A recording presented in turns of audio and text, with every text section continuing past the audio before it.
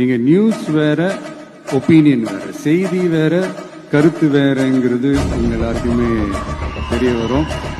இப்பெல்லாம் பாத்தீங்கன்னா நிறைய இந்த மெயின் ஸ்ட்ரீம் மீடியாவுக்கு ஈக்குவலா நிறைய இந்த சோசியல் மீடியா சேனல்ஸ்லாம் இந்த நல்லது கெட்டது இந்த ஒப்பீனியன்லாம் கிரியேட் பண்றாங்கல்ல, அதெல்லாம் நீங்க பாத்தீங்கன்னா ரொம்ப ஈஸியா ஒரு நல்லதை கெட்டதாகவும் கெட்டதும் நல்லதாகவும் நல்லவங்களை கெட்டவங்க மாதிரியும் கெட்டவங்களை நல்லவங்க மாதிரி இந்த மாதிரி புரணி பேசி ப்ரொஜெக்ட் பண்றதெல்லாம் இந்த மீடியா சோசியல் மீடியாலலாம் நம்ம பாக்குறோம் இல்லையா. நீங்க எல்லாமே பாருங்க, நீங்க எல்லாமே படிங்க, பட் எது உண்மை பொய்ன்னு மட்டும் அனலைஸ் பண்ண மட்டும் கத்துக்கோங்க.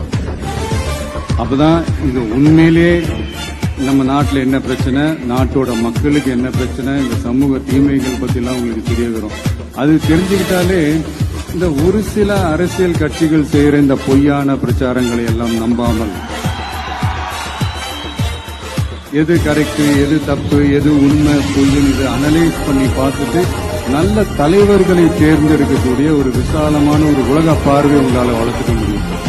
அது வந்துட்டாலே அதை விட ஒரு சிறந்த அரசியல் வேற எதுவுமே இருக்க முடியாதுங்க. அதை விட நம்ம நாட்டோட வளர்ச்சிக்கு நீங்க செய்ய போற அந்த பங்களிப்பு வேற எதுவுமே இருக்க முடியாது. அதனால